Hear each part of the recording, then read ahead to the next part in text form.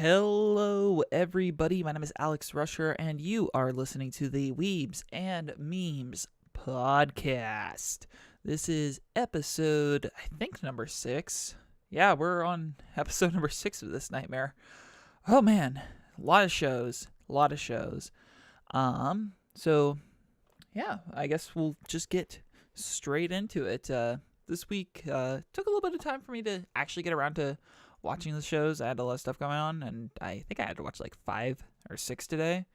Once again, Nellie-san is not going to be with us. He is away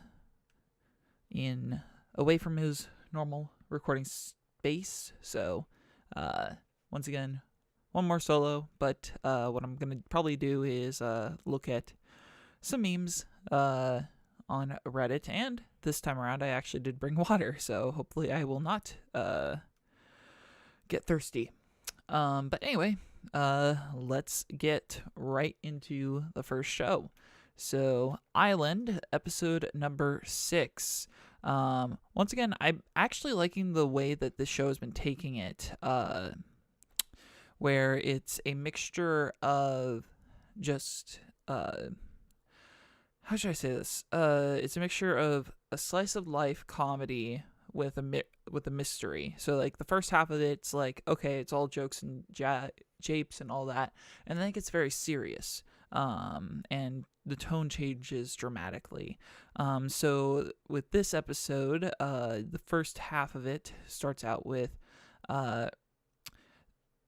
Karen and Sara calling Setsuna out to the previously burned down shrine as kind of a meeting place, and inquiring about his feelings towards Rine, based off the legend.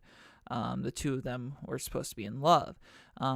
This was also incited partly because Sara, while cleaning the mansion, spotted that Rine was actually looking at a magazine specifically had a page folded down for like couples sets of items, which is actually pretty common thing over in Japan, like a kind of like a him and her kind of thing, but also just like kind of like cliche couple novelty items like heart sunglasses and funny things like that. And so she inquired about it, and so I don't know how this caused Setsuna's relationship with Rine to kind of just progress a little bit, but it did. So like there's a couple scenes of them getting those things, going out on dates and the like, and it was very cute. It was very enjoyable. And additionally, what is it? We did get a little bit of like story about all of this, where like you can start to peer into Reen's like kind of closed off exterior and like find out what she's really looking for. And then one of the longest running one of the gags that I actually found kind of funny was the realization between Sara and Karen about Rine and Setsuna's relationship was, wait, Setsuna's from the future, which means that if he does it with Rine, that would cause a time-space continuum like issue, and so they chase him down to tell him to not do it. And then even Rine's mother questions him about it later in the episode, so it was a nice little callback to a joke earlier. So that was really well designed. But the latter half of this episode, when it got a little bit more serious, we actually had some interesting revelations. Setsuna is not the first Setsuna on this island. He's actually, at minimum, the second. There was a previous Setsuna who Rine's father wasn't a fan of, and he was the one who was living in the shack underneath by the beach that they had found, I think, 2 or 3 episodes back. Turns out that Rine's father killed him, but then died due to soup blight syndrome, which is why Rine's so afraid of sunlight. And that was a really interesting thing. So Setsuna's not the first to appear on this island, mysteriously. We have more history about Rine's past, and we also have just a whole thing that we're still trying to uncover and understand, which overall I think is super interesting. We're really starting to hit that murder, or not the murder mystery, it's just a mystery aspect of it. And I'm actually very excited to see how this show progresses. Okay, I'm gonna real quick break immersion. There's a light that is just flickering, and it is really bothering me. Like, it will like turn on for a bit, and it's like these are like long-standing LED bulbs, but they'll like turn off and then turn back on, and like one will go out, then the other will go out, and these things are meant to last like a couple of years. So I'm just frustrated. But yeah, so that basically surmises Island episode number 6. And I remember last week I was talking about there's a lot of shows that I'm on the verge of dropping, but you're going to find that my tune actually changes a decent amount this episode. And this was one of the shows that I don't think I publicly stated, but this was one of the shows that I was considering dropping, but I think this episode had just the right amount of balance between everything that it's staying in the lineup for sure. But yeah, so that was Island episode number 6. So up next is Hanabado episode number 6 as well. So what happened this week? Well, oh gosh, what did happen this week? I don't remember. We went to an or I think the team went to a tournament. They got new uniforms. Excitement's building up. And this week had a match with Riko and this Nozomi character as kind of like her final match as part of the team. Because remember, Riko and Nagisa are going to graduate. Or Izumi, doesn't matter. So they're going to graduate. So this is their last chance to play in the tournament. And so Riko goes up against this Nozomi.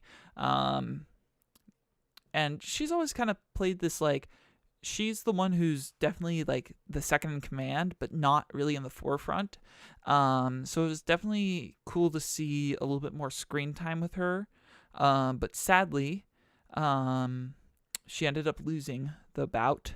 And even though she had a little bit of like a catch-up breakthrough towards the end, she wasn't able to pull it off. And it was very emotional. Once again, the show likes to force character down your throat. But with this instance, I actually felt this was actually very relatable for me.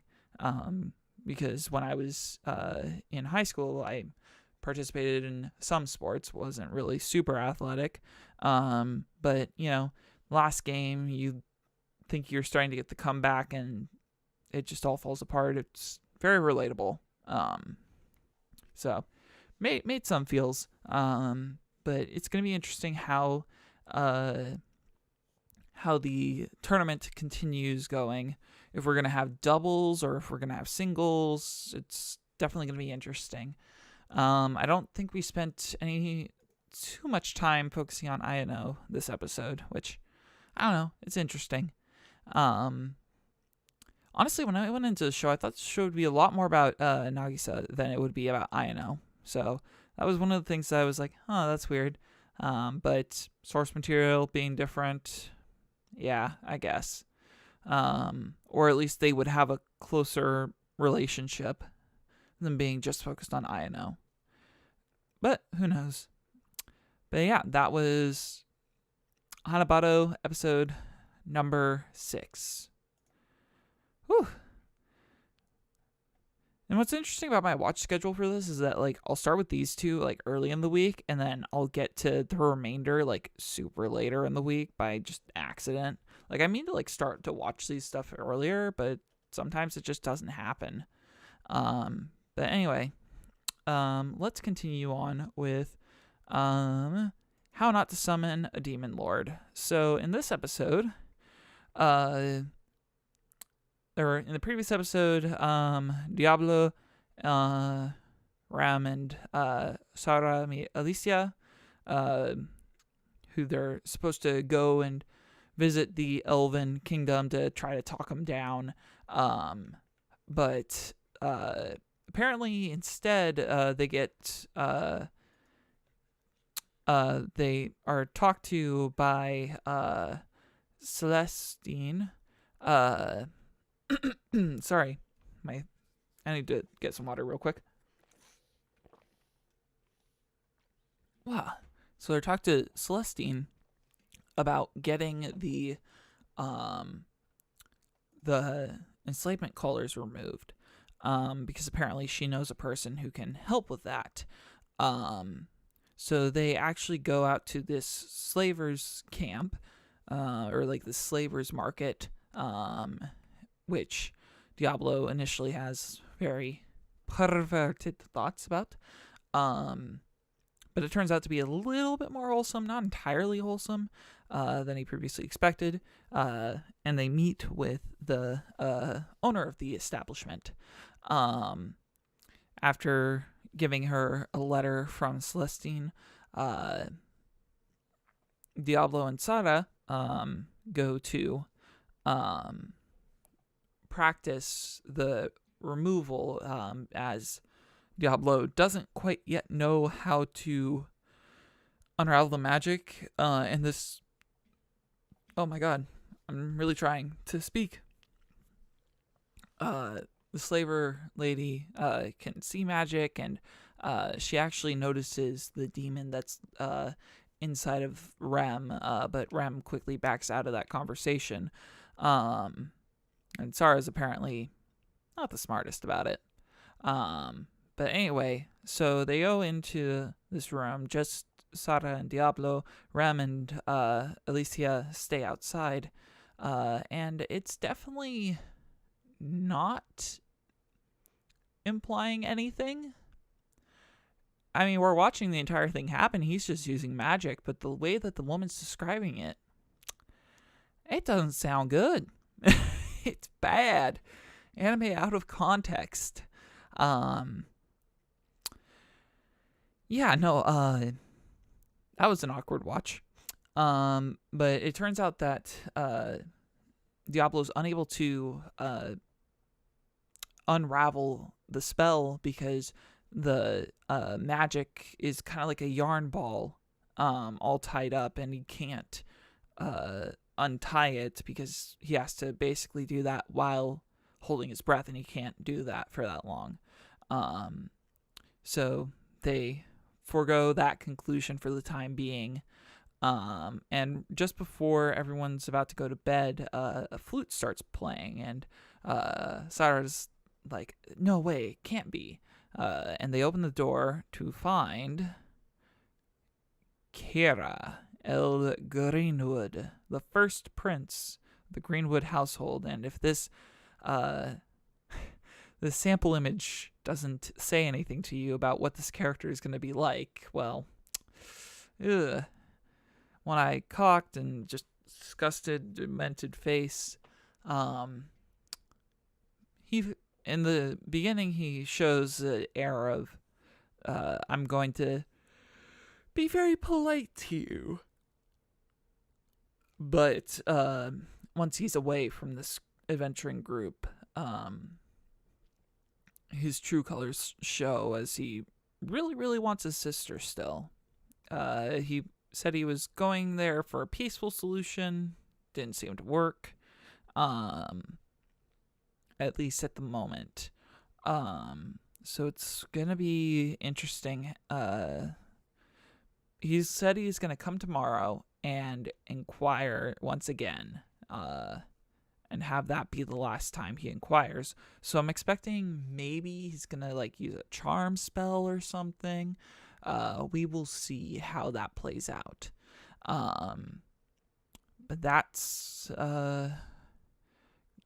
Kira Greenwood's introduction. And then to end the episode, Rem and Sarah have a heart-to-heart moment between each other. And we find out that Sarah wants to open up a bakery instead of, or like if she wants to continue adventuring if she manages to escape her duties as royalty. But eventually settle down as kind of like an optional choice and open up a cafe where people could come in, where basically the three of them would work together. And so it was interesting. It was nice to have that kind of like a little heart to heart between these two. And you could see the respect that Sarah is very either idiotic or just non-judgmental towards Rem's demon inside of her. So it was definitely a touching little moment between these two. So I found it to be enjoyable, which was very surprising. No, actually not really. This show has been entertaining just simply because I'm expecting garbage. So, like, the garbage I'm fine with. I will exist in it. It will be enjoyable. But yeah, that is How Not to Summon a Demon Lord, episode number 6. Up next, we have Haragana Receive. So, whoops, wrong link for that. So last week, I made a comment about, man, shouldn't take 16 minutes to do one rally of volleyball. But I think the exhaustion that Kanata made Mai feel, Mai being this girl, throughout the episode by doing the same attack over and over and over until she eventually got too exhausted to go for the saves, definitely made this show very enjoyable, because I started realizing, okay, so this is what this bout's about, and getting that exhausting factor out of us as well was very well done. I personally found this episode to be a lot more enjoyable than the previous, but I think that's simply because I didn't realize, or I realized what it was trying to do beforehand. Meanwhile, this one took me a little bit longer for it all to click, and when it finally did click, it was over. And it got the reaction that I was expecting, which was really cool. Maybe it was just like my expectations weren't met, because I was like, oh, she's trying to exhaust him previously, and then it's like, oh, she's trying to exhaust the Mai.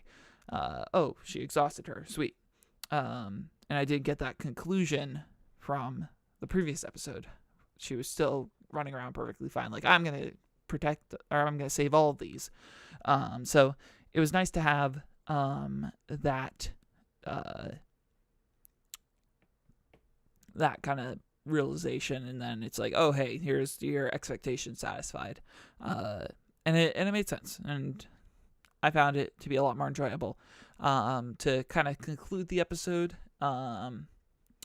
they won the first match, lost the second, and the Harakana team made a bet with the Thomas team, who they both actually won that little tournament to compete at Nationals, which apparently there's going to be 2 spots in this year or next year or something, because they won the last 2 years in a row at Nationals or something like that. It's weird.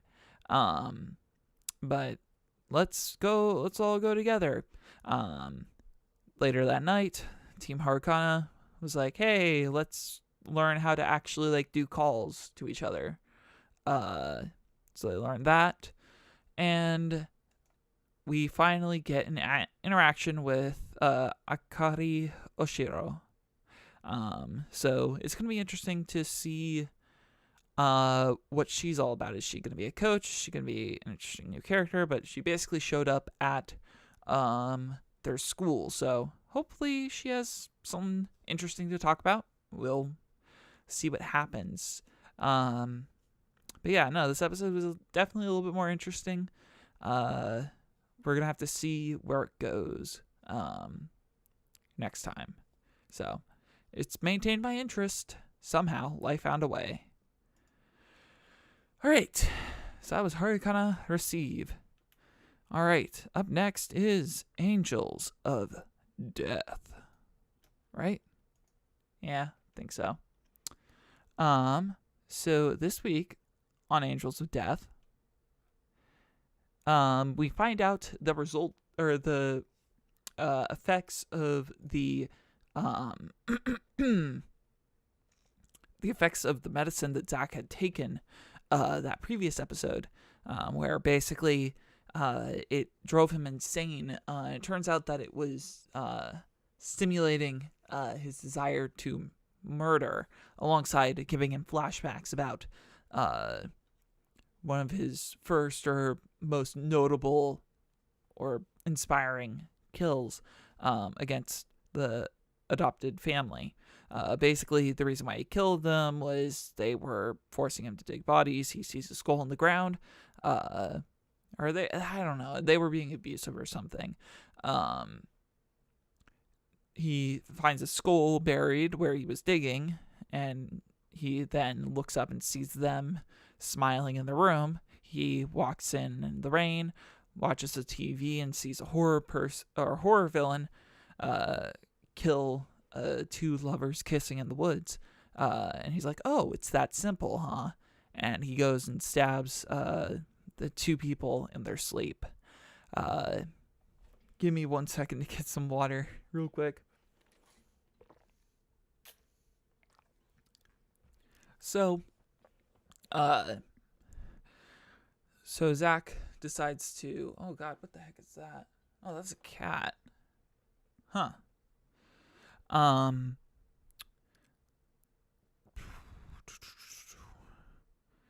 That cat really distracted me. So basically then Zach decides to chase after Rachel, and Rachel, trying to escape, escapes into the same room that what's her name? Kathy is hiding out in, with all of her CRT monitors watching over everything. And there's miniguns and bulletproof glass. So she is like, all right, well, you two need to fight each other now, because Zach isn't going to be able to kill me, and he desperately wants to kill. Once again, we have another instance of saving it by asking to be killed, and Zach being like, no. But here's the difference this time. We decide who we want to kill, and it's like who we want to be killed, or who we want to kill, and who do we want to get killed by, or something like that.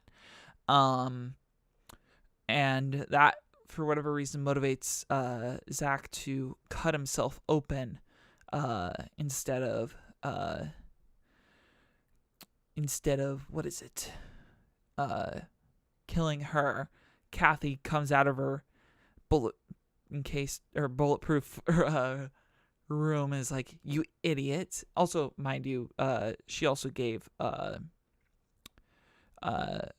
Rachel a gun to fight against Zach. And she's like, "You idiots! You wouldn't have been as fun as Zach." Rachel then points the gun at her. She's like, "Yeah, that's a funny joke. I never even armed that gun or loaded that gun." So she then slaps Rachel with her little baton stick thingamadoohicker, and then begins to start like or Zach starts making a little bit of noise, and she's like, "Oh, you're still alive!" And she starts pushing on his skull with her heels, basically trying to kill him. And that's when Rachel finally starts to snap a little bit, and we start seeing a couple little flashbacks. I think from like the short little still that we saw, I think we saw a man killing somebody. Could be your father, or it could be just some random person. But Rachel then reaches into her bag and pulls out another gun and shoots Kathy. Not in the head, just in the stomach, which aggravates Kathy, who then reaches for her baton stick, which actually also has control for the machine guns in that room, because there's machine guns, of course. But before she's able to press it, Zach actually stands up and cuts off her hand, and then finishes her off. With her final actions, Kathy goes to try to hit the button to try to kill at least one of them, but Rachel and Zach were already out of the way of the machine gun bullets. Also, mind you, Zach had gotten shot like in the arm and in the foot, or in the leg, by those machine gun bullets earlier. After that was all said and done, the two went up to the control room, unlocked the door to the elevator, where they found a note that stated that, what is it? Or a note scrawled into the wall saying that God will leave the sinner's name behind, or something along those lines. And they go actually back into the room where they took their prison photographs in, and they had their names. They have their little nameplates, and there's the elevator door, but there's a thing in the way, or there's a little like switch, or like a place to put the name cards, as they eventually figure it out. I'm trying to think of the right words for these. And Rachel solves it by putting in Zach's name and then leaving her name behind. The sinner is left behind. Zach then inquires a little bit about why she had the gun, where she was keeping it, which apparently was just in her bag underneath a handkerchief, and she didn't think to use it beforehand, because who cares? And just before the episode ends, Zach falls. He's bleeding out. Apparently, he cut himself really good with the scythe. So, right as they reach floor B2, Zach is unconscious, which, what we're assuming B2 is going to be all about is it's going to be about this guy, Gray, and it's going to be interesting. Hopefully none of this auto-translates or anything like that, so, but it's going to be interesting to learn more about this character and figure out how is Zach going to get better. But no, this episode was a lot more interesting. We had backstory. We had, another floor completed. But here we are. While this episode was really good and all, this was a solid episode 6. What are we going to do for the next 10 episodes? We have one more floor, or 2 more floors at max.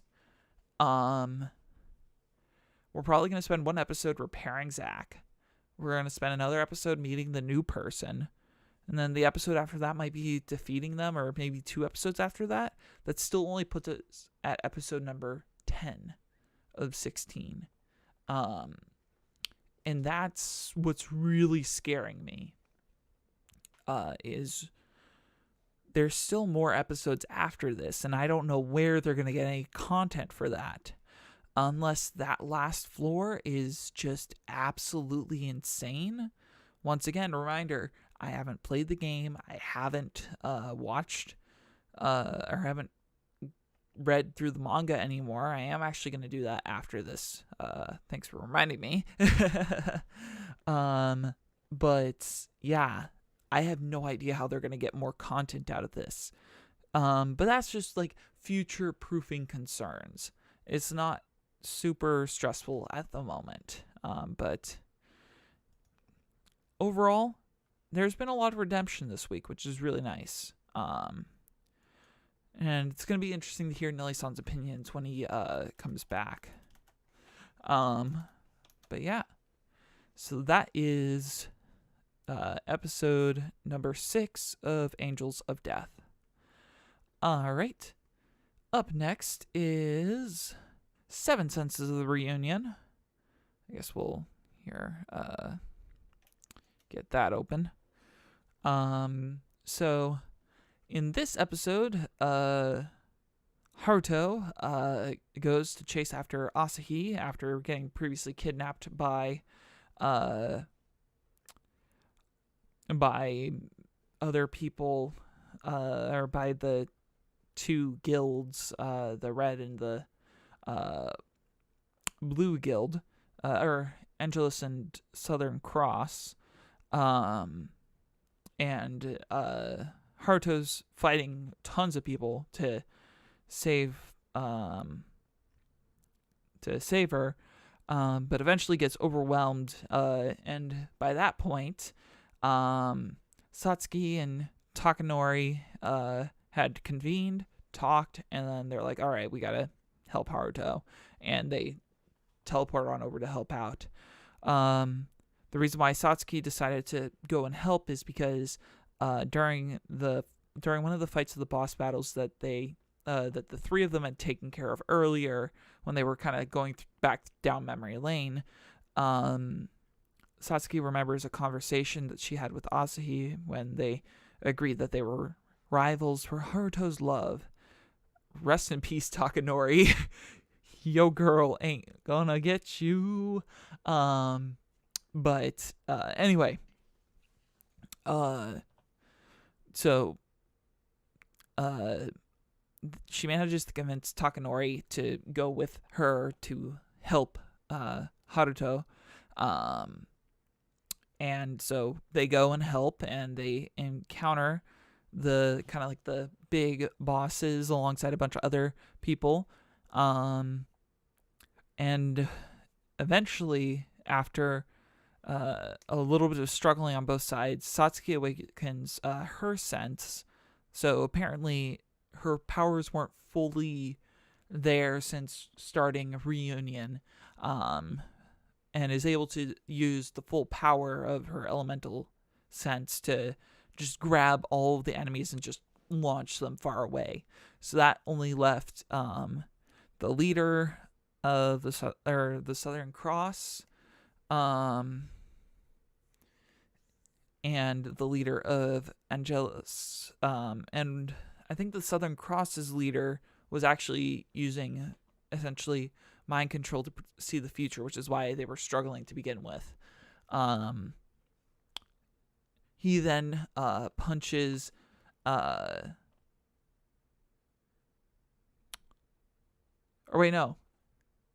Angelus is part of... I don't remember. Angelus is actually the person, not the guild. I can't remember their names. The Brill Society. It was the Brill Society and the Southern Cross. The Brill Society was the fancy ones. The Southern Cross, or the Brill Society was the blue. The Southern Cross was the red. So Angelus of the Brill Society was looking through Asahi's mind in order to see the future, and eventually uses his sense to power up the Southern Cross's leader, turning him into a monster, which, after using a special group technique between Haruto, Takanori, and Satsuki, which is basically Takanori stopping time, Takanori distorting space, Satsuki stopping time, and Haruto basically being the sword of the operation, they're able to actually defeat the demented leader of the Southern Cross, and then defeat Angelus, thus saving Asahi. There's a moment where it's like, oh, hey, is Takanori going to join the party? No, I do not want to work with Haruto anymore. I'm going to continue doing this, but I'm going to let you do your thing because you're actually reasonable. And he leaves. A little bit of chatter between Asahi and Satsuki, and that basically sums up the end of that fight. We then pan out after the credits to watch Clive talking with Alicia, Clive being the roguish knife thrower, and Alicia being the archer. So they were definitely doing Overwatch during the whole affair. And Clive basically states, yeah, we'll help out with the awakening of their senses, and hopefully after one more helpful encounter, we will have our touching little reunion. Play on words, it's funny, but that's going to sum up episode number 6, and I found it really enjoyable. It was a nice little halfway arc. We have a lot of differences settled, and it's definitely a little bit more peaceful, which is nice. I do actually want to make a quick note. The more I thought about it, the more I realized who really are the 7 senses, so it's called the 7 senses of the reunion. But the original members of Subaru are Haruto, Asahi, Satsuki, Takanori, Clive, and Nozomi. But that's only 6 people. So is Alicia meant to be the 6th, or is there anything going on? So these are some of the things I'm actually starting to question a little bit, which is rather interesting. To sit down and think about that. Is she going to be the newest member? Who knows? But no, this has been very interesting. When I first watched this show, I say this every week, I didn't have much expectations, but it's been rather enjoyable, even for an isekai. But yeah, so that was 7 Senses of the Reunion. Whew. Slowly going through these. Trying. It's taking a while. Up next, takes a while, is Free, Dive into the Future. So, what happened this week on Free? Oh gosh, what did happen? More swimming. Actually, no, this week actually made a little bit more sense. So, for this week, oh god, I need to find the right link. There we go. So this week we had a focus primarily on Nagisa and Rei and the Iwatobi Swim Club and how they're doing. So they were doing a training camp with the school that Rin used to go to, Samizuka Academy, maybe? Can't remember. And then another school as well. We actually get a little bit of talk with Sosuke, and I think, oh god, I don't remember his name. This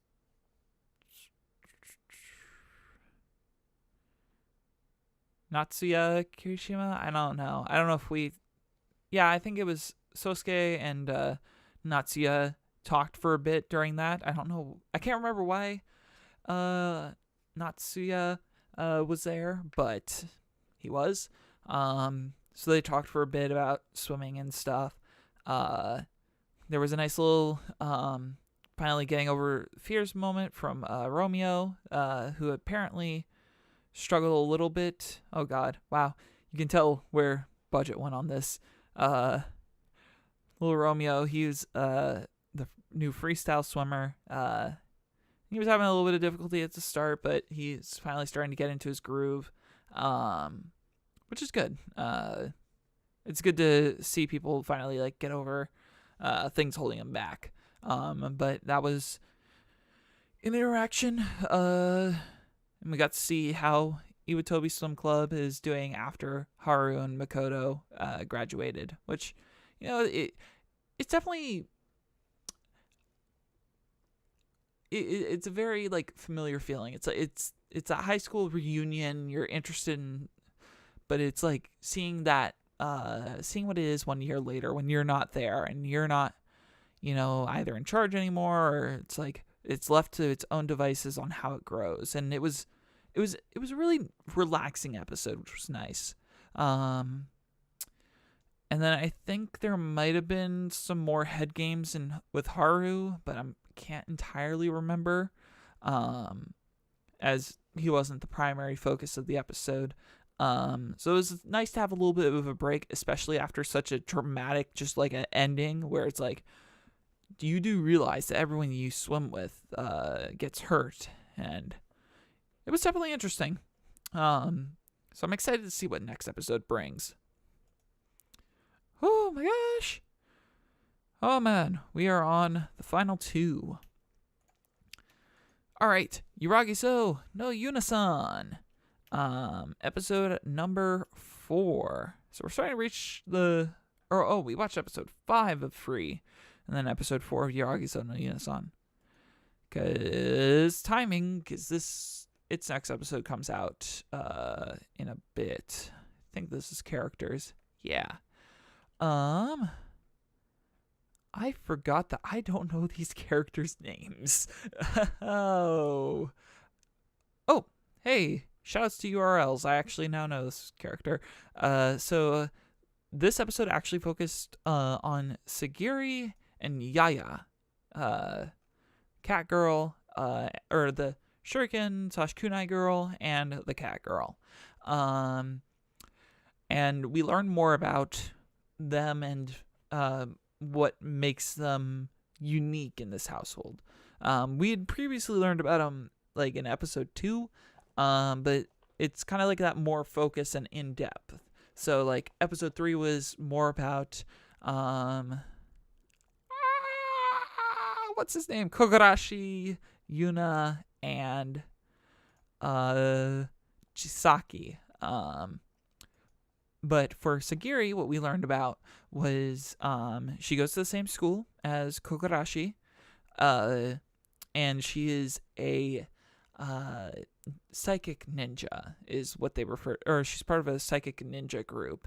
And the plot for her thing is that she recruits Kogarashi because a park where couples go to got shut down because there was a entity that was removing clothes, or like melt, or that was producing a fog that would remove people's clothes. And they had to hunt it down, and she needed somebody to play the couple role with her. So she chose Kogarashi based off the recommendations of her organization. So they go to this park. They have a couple cute interactions where she's like, maybe this just isn't feminine enough. Maybe I don't look good enough in it. And Kogarashi, being the dense idiot, yet still like kind person that he is, like, no, you look good in it. Causing her to blush. You have the stereotypical, like, it's kind of like, she definitely plays the role of tsundere in this. So she's like, well, oh gosh, I don't want to do anything romantic with you, but if I have to because of this work, I'm gonna kind of encounter when he suggests maybe acting more coupley, like locking arms. That might make it appear faster. So there was definitely some cute interactions. We got to see a softer side to her. And one of the things I actually really like about this show is, let me finish the talking about it. Basically, they see the enemy that they're after getting hit by the gas a couple times. They manage to defeat it. Kogarashi catches Sagiri, in a very compromising position, causing her to scream because he's a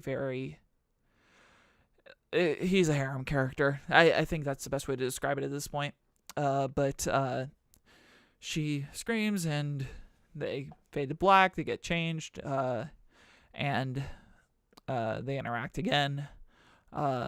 He reaffirms that, hey, that she looked cute in it, which she blushes at, and then does, like, for the next couple of days, Sagiri spent time in front of the mirror deciding whether or not she would allow herself to wear cuter clothes, which is one of the things I like about the show, is that it will do, like, a couple days later, like, yeah, what's kind of the aftermath of this?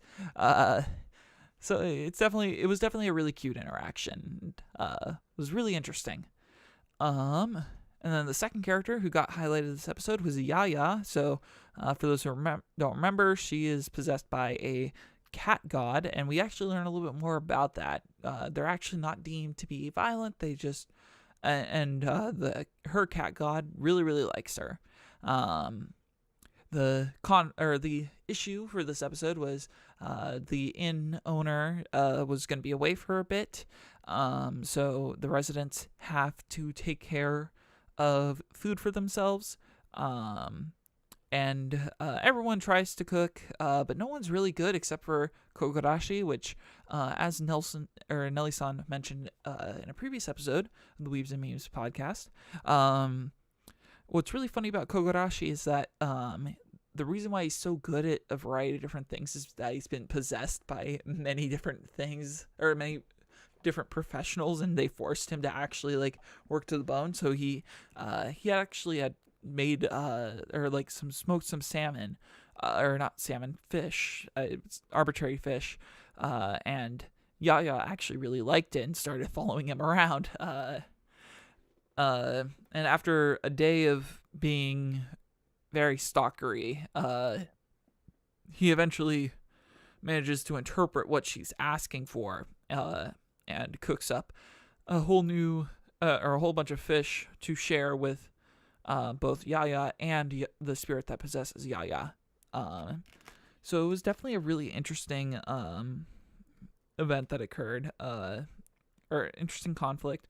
For the episode, we learned more of the traits that Kokarashi has, and also just, it was a nice little kind of like slice of life take on it, and kind of filling in some of the, it was kind of like a tropey scenario where no one's good except for the main character, but, you know, I found it enjoyable. It was funny. This episode, pretty solid. Wasn't too insane. It was good. Good episode. And to end this week off, we have Happy Sugar Life episode number 5. Oh my. Okay. Where do I begin with this? In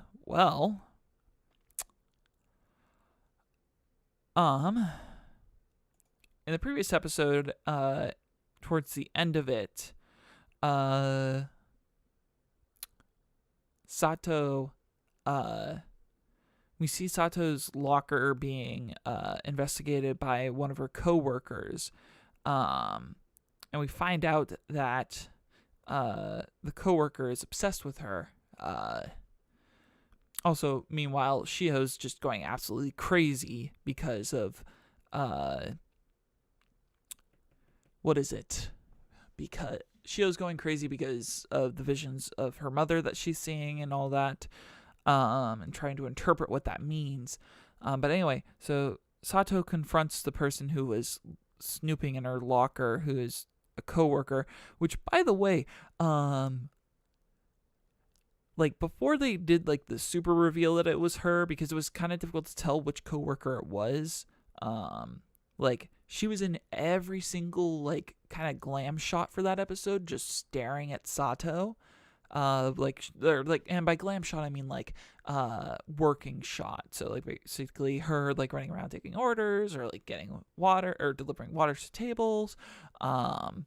She was just in the background watching Sato, and that was a really cool little touch that I saw. There was a little interaction with one of the patrons who wasn't really following the rules. The girl didn't know how to react. Meanwhile, Sato used her feminine wiles. I kid. Her good persuasion / deception skills to convince the person to, hey, maybe calm down a little bit. We're not here to, like, we're not trying to offend. We're sorry. Please stop smoking because, but yeah. So she manages to defuse that situation, and her coworker talks to her after work and starts talking about how she's been obsessing over her, and trying to get her house addressed, trying to like look into what she does, like her clothing choices, her makeup choices, her bag accessories, very minuscule stuff. And you then see when she's talking about it, she turns and you see similar bag accessories on her bag. And it's a very obsessive character. And when she tries to understand more about Sato, the creepier she is, and peering into questions. And this is driving Sato insane in the meantime. But she manages to shut her up by kissing her and admitting a similar amount of affection and saying that she's cute and all that. But she ends that conversation with "Don't look into my life anymore" in a very menacing tone. So bringing back that yandere-ish feeling, which really scared her, to the point where she said she'll do anything for Sato. So Sato has already convinced a person to do her bidding, which, oof, that's gonna be fun. But she has this bitter feeling or taste in her mouth, and so she heads home to try to get purified by Shio. Meanwhile, Sato's best friend goes over to our resident lolicon, Mitsubashi, in an attempt to be like, hey, so you've been missing a lot of work. Maybe you should, show up for work or something. But apparently he was out of the room at the moment. His mother, Mitsubashi's mother, tells her to wait. And she accidentally leans against the door a little bit too hard and falls in. She falls in to find about 50 to 100 pictures or missing posters of Shio. Right when Mitsubashi walks in and yells down to his mother, "It's okay, we're going to talk up here," and closes the door behind him. He then explains kind of his rationale behind having so many of these posters, but Shio's friend doesn't really comprehend it, why he needs to be purified and stuff. Us as the viewer, we understand like his intentions, albeit creepy, but his rationale. But then he explains the idea that Sato is holding or had kidnapped Shio, and he wants to get Shio back because Sato's holding her all to herself. So Mitsubashi isn't right in the mind, but he planted the idea into Sato's friend's head. And after she manages to escape the creepy guy's room, where there's all these posters of a young girl, once again calling out lolicon culture in this show. Happy sugar life, trying to be progressive. She starts questioning what's going on. with Sato as well. Mitsubashi swearing to try to save Shio. We then cut back to Sato returning home, searching for Shio, where Shio is actually curled up in a ball in one of the rooms, going insane because she's seeing hallucinations of her mother. Shio then admits that she talked to Mitsubashi, not by name, but I talked to a person while I was outside. Please don't hate me. Sato then is like, I need to tell the truth as well.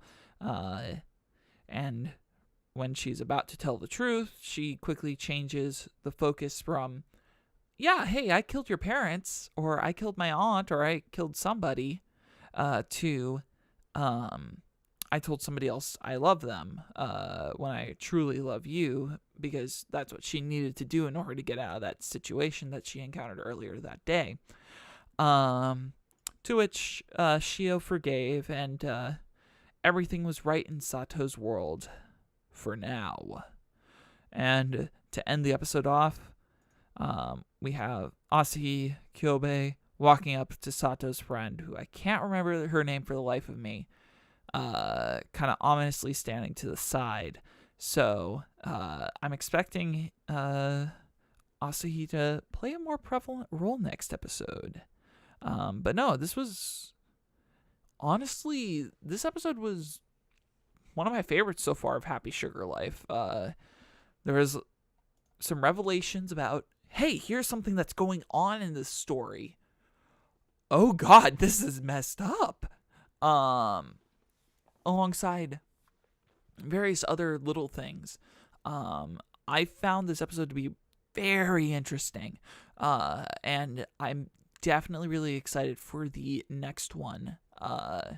As this kind of, it's advertised as horror, and it's meant to be a cheesy horror as well. It's not meant to be a good horror show. But I'm finding so much fun from it, because it's kind of turning into when's everyone else going to find out about this? When is this going to start to fall apart? And that's what makes this show really fun. Is that everything gets so close to falling apart, and then, okay, it's fixed, but this crumbling tower is only going to stay up so long.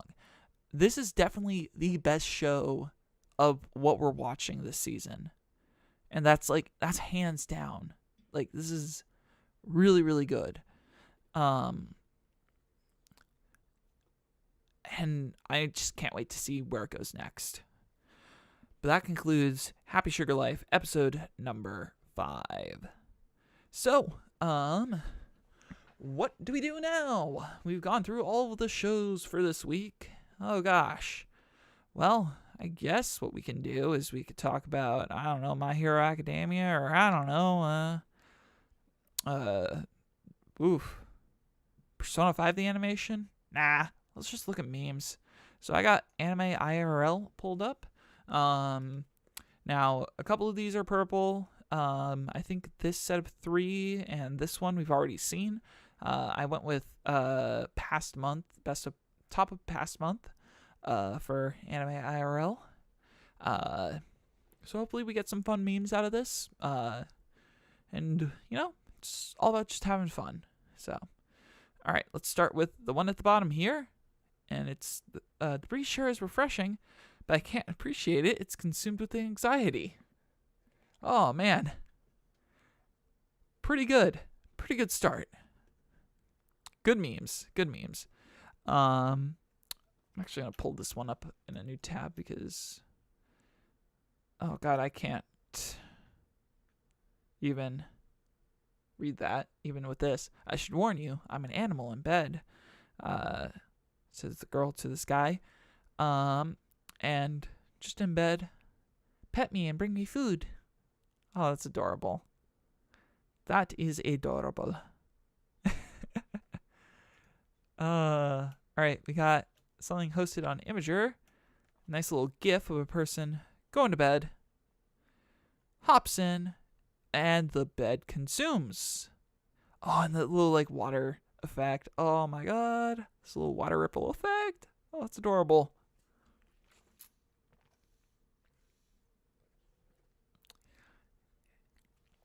This is actually really well animated.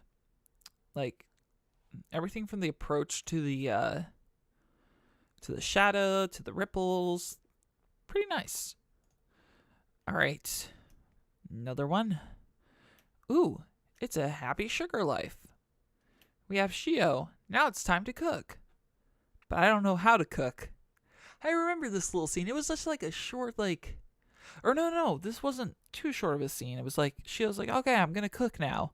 Oh, I don't know how to cook. Okay, I'm going to do something else. And then she starts thinking about her mother. I think this might have been the episode where she escapes. But yeah, that is a good meme. That is a good meme in this subreddit.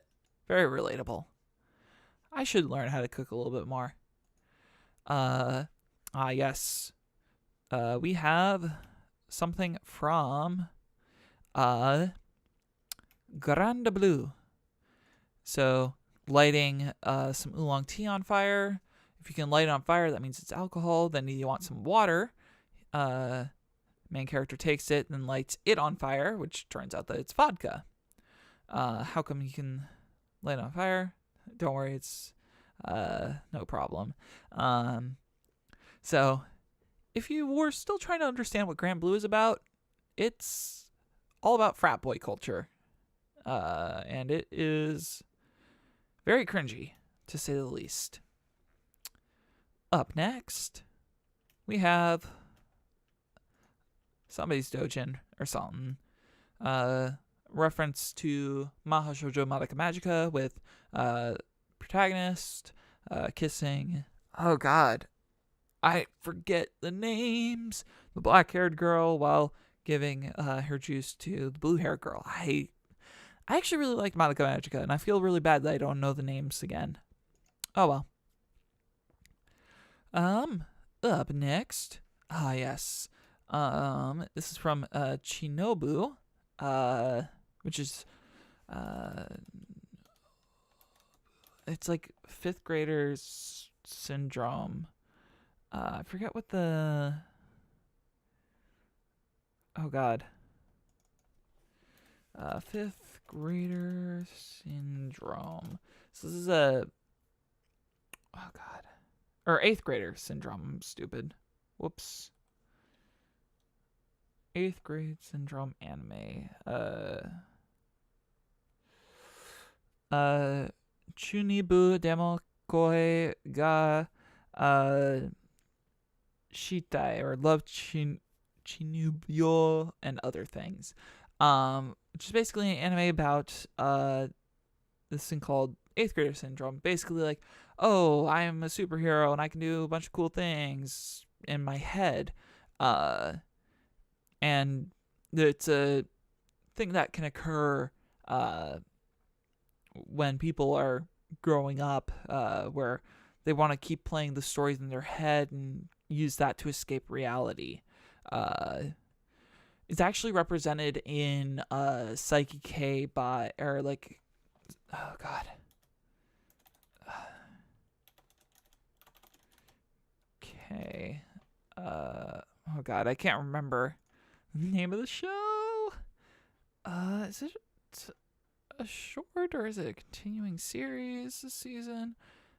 I know it was last season for sure. Because I'm still waiting for the English release on Netflix for it. Because I actually really liked the show. I think it was last season. So let's take a look. It was like, or technically it would be fall season, then transitioning over. The Disastrous Life of Psyche K. And basically, give me a second to actually look up name of the character. The character Shun Kaido, which is the character, at least in this promotional image, with the red bandages and the blue hair. I'll see if I can get a larger one. Cast photo? Maybe? Hey, red bandages, blue hair, who thinks that he is jet black wings, thinking he's secretly living as a rebel in a fantasy world ruled by an evil conspiracy organization called Dark Reunion. That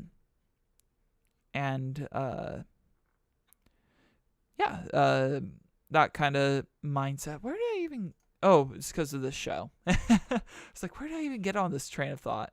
But yeah. No, so Chunibyo, or Chunibyo, I don't remember. Colloquial term that translates to middle school second year syndrome or eighth grader syndrome, and early teens who have delusions of grandeur that desperately want to stand out. They convince themselves that they have hidden knowledge or secret powers. And it's just like, I feel like a portion of this is actually partly to blame by anime culture. Just simply because you see these stories of people with astounding lives, and it's set in a similar world to yours, and it's kind of difficult to differentiate the two. That is where some of the dangers of this fictitious media that is very set in a similar universe to the world that we live in can be dangerous. No, this would actually be an interesting thing to research into. To a condition that was studied seriously in psychology. Huh. Well, it's a short little Wikipedia. But yeah.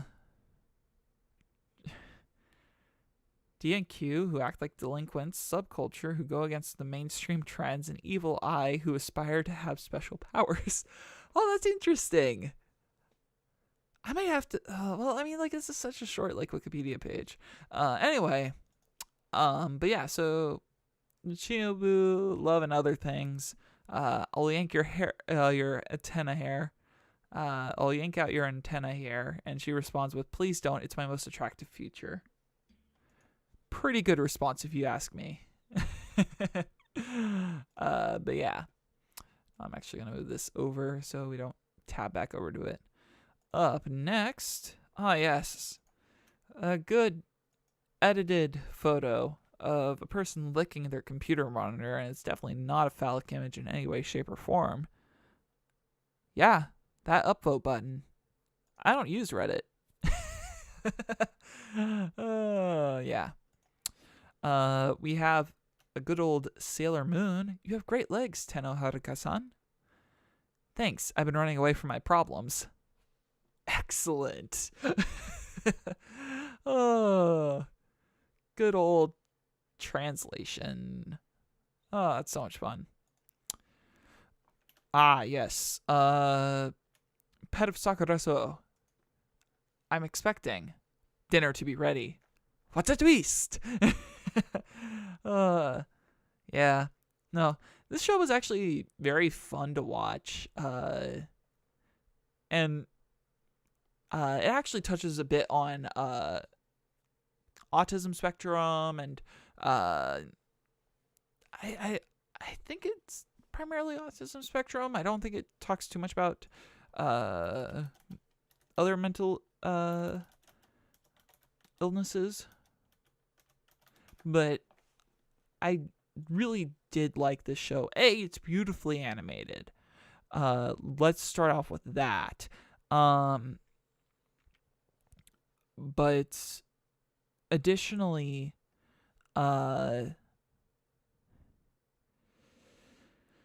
it's, oh gosh, it's yeah, it was definitely a very interesting story with a very unique cast that really does paint autism, which there's a lot of fear about autism nowadays, where there really shouldn't be, because it very much is a show that it's... I really don't know how to describe it. it really does paint autism in a much brighter picture. And it's not really all about the oh god like people who live on the autism spectrum are normal. They have one or two quirks about them, but who doesn't have a quirk about them? I'm not the right person to talk about stuff like this, but if you are interested about shows about mental illnesses, because I think these are some of the best written stuff out there. This is actually one of the shows to watch for sure. And there's good jokes. There's drama. There's romance. There's so much that the show provides, and definitely need to drive traffic that way. But that is The Pet of Sakura-so. Up next, yes, we have a good old-fashioned My Hero Academia. I am here, even though I wasn't even asked to be, because I didn't have anything else to do today. Never fear, I am here. Good old All Might. I think this is from, I don't even remember which episode. This might be a recent episode, actually. I've been actually off the My Hero Academia train, just simply because overhype, and then add on top of it. I've read it already, so it's like, it's not too big of a deal. But, it's a good joke. It's a good joke, though. Up next. Yes. The meta memes. Click, click. Everyone will laugh at my memes. Click. Oh. Everyone on the Reddit probably loved that. Well, I mean, they did. It made it to the top with 9,634 upvotes, so yeah. Up next. Yes. Yes. Hey, I heard you like bad girls. Oh my god. Oh my god. That's from Monster Musume, the girl on her on his chest. Hey, I heard you like bad girls. I don't mean to brag or anything, but I'm really bad at everything. Oh my god. She's pretty cute. This has a bunch of little fun little jokes inside, alongside the self-deprecating humor as well. And that's just so cute. That's such a cute shot. Okay, wait. Who's this R&D character? I'm actually interested about that now. Because that's the second time they showed up. Because he showed up all the way... Wow, let's scroll all the way back down to here. Yeah, he showed up here. Who is this? Wait, she's in there too. Wait, what is this? I'm curious now. I'm going to investigate the comments. Pat. Lots of memes. Lots of memes in this. Too many. Sad Alexa play Despacito. Oh, shoot. Okay, I don't think my thing heard it.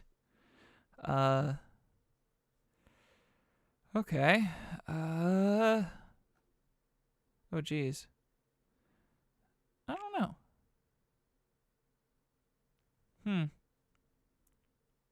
Oh, ma'am, please sit down properly is what that subtext did.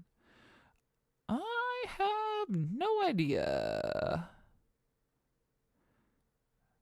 Men don't scream. Here's the image. Here's the image the post is based off. Oh, okay. The character is Plutia / Iris Heart from Hyperdimension Neptunia. Okay, so it's from a DeviantArt user. Interesting. More you know. I guess that's a reoccurring character. Interesting.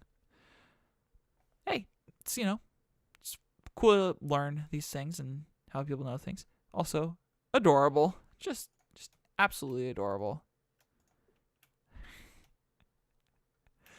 Just the best couple.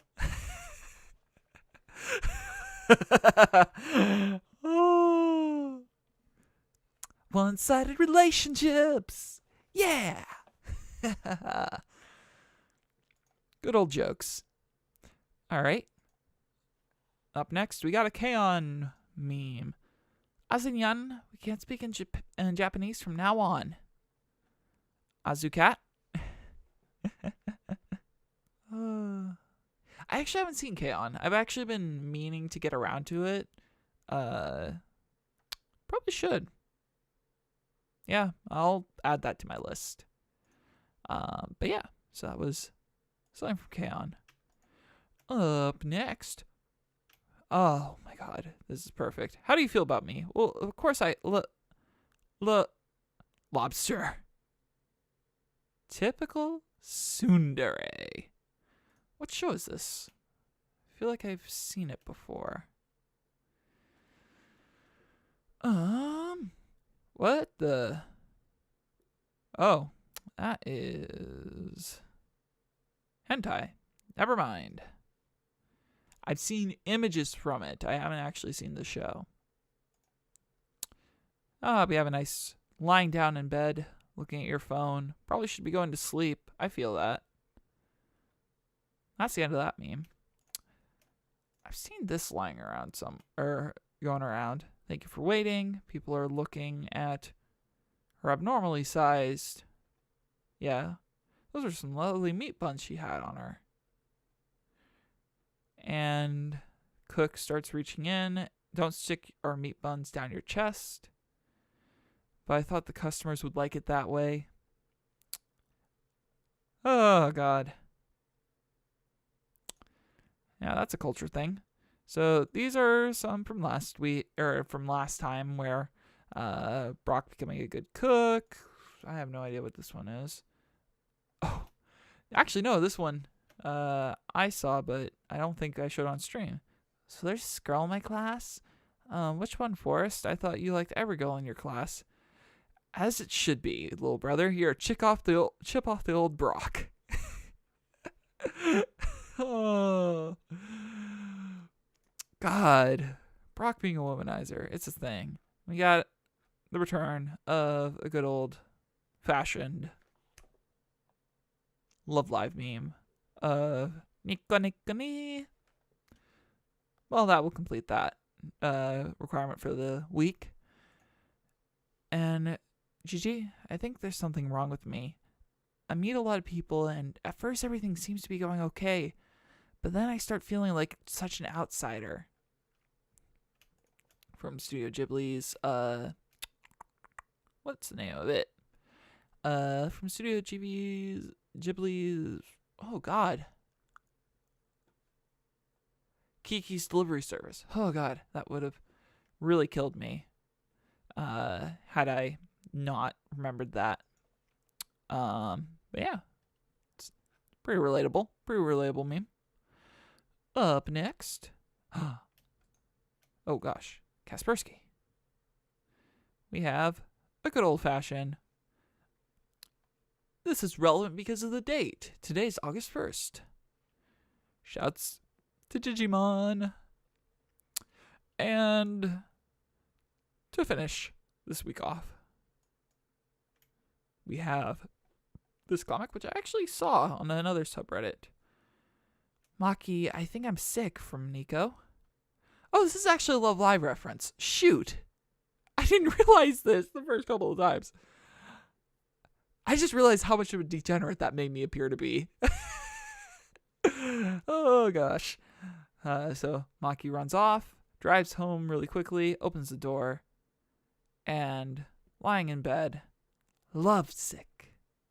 And she runs off to work. That's just good. That's pretty good.